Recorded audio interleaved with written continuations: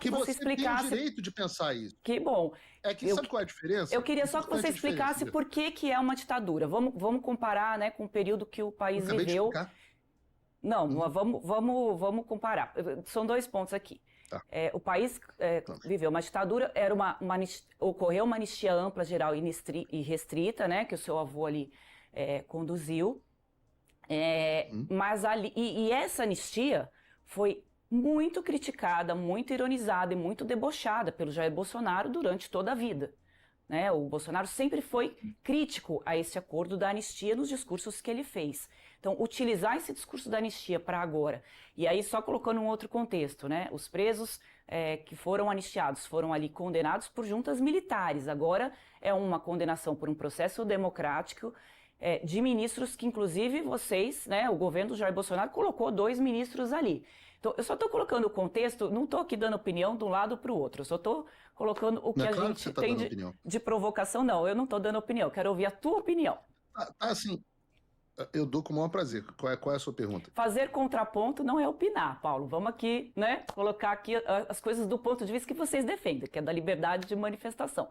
O meu ponto aqui é a pergunta. Mas eu tem opinião, não tem opinião não, querida. Não, a minha pergunta tem opinião, é bom morrer pelo seu direito de manifestar sua opinião no ar. A minha pergunta aqui é com relação à anistia. Se não é incoerente um ponto que sempre foi criticado, né, pela extrema-direita, pelo Bolsonaro, sempre foi ironizado ali, sempre fez chacota com relação aos anistiados, agora ser o mesmo instrumento que se quer utilizar nessa circunstância de um julgamento que está sendo dado por vias democráticas, que são ministros que foram indicados pelos presidentes da República, inclusive pelo Bolsonaro.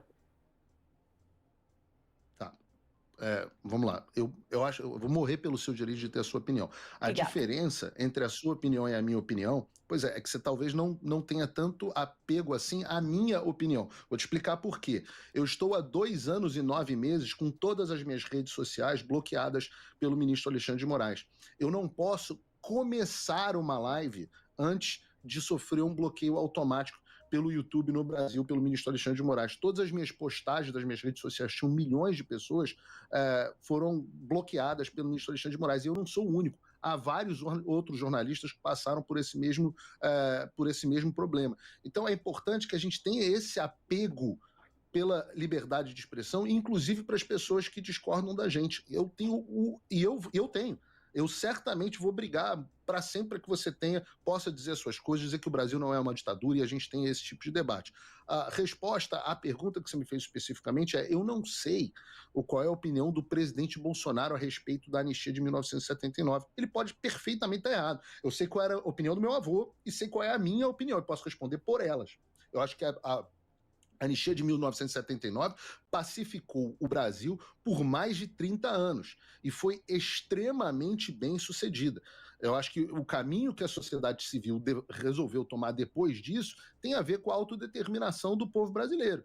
Mas acho que a anistia de 1979 foi extremamente bem sucedida. Agora, se você for olhar o que nós tivemos, né, de 1964 a 1985, nós tivemos aproximadamente aí quantos mortos e desaparecidos. E veja o caminho que nós estamos seguindo no Brasil hoje. Nós estamos num caminho muito pior. E eu digo a você, se eu tivesse, provavelmente, em 1968, é difícil a gente fazer esse exercício anacrônico, né? Mas se eu tivesse em 1968, pela minha visão tão forte pela liberdade, talvez eu estivesse do outro lado. Então, nós não queremos que o Brasil caminhe para essa direção.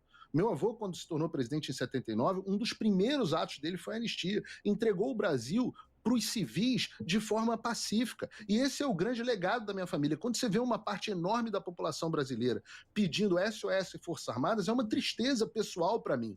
Porque, veja, eu venho da linhagem que tirou o país da mão das Forças Armadas e devolveu o país para a mão dos civis para que as pessoas possam decidir o seu futuro. E quando as pessoas voltam e começam a pedir SOS e Forças Armadas, significa o seguinte: a nação falhou. Os civis na nação falharam na sua condução. Isso é uma tristeza pessoal. Isso sim me causa constrangimento. Isso sim me causa tristeza pessoal. Então eu, hoje, recupero e dou continuidade ao legado que eu volto a dizer, não é só do meu avô, do meu bisavô, do meu tataravô. O legado de brigar para que o brasileiro possa determinar o seu próprio destino, mesmo que esse destino seja ruim. Se o brasileiro quiser, em 2026, eleger o Lula de novo em uma eleição livre, transparente, com participação ampla e que a população confie no sistema eleitoral, que assim seja. E eu vou sentar e vou fazer oposição como jornalista, que é uma delícia. Ô, Paulo, deixa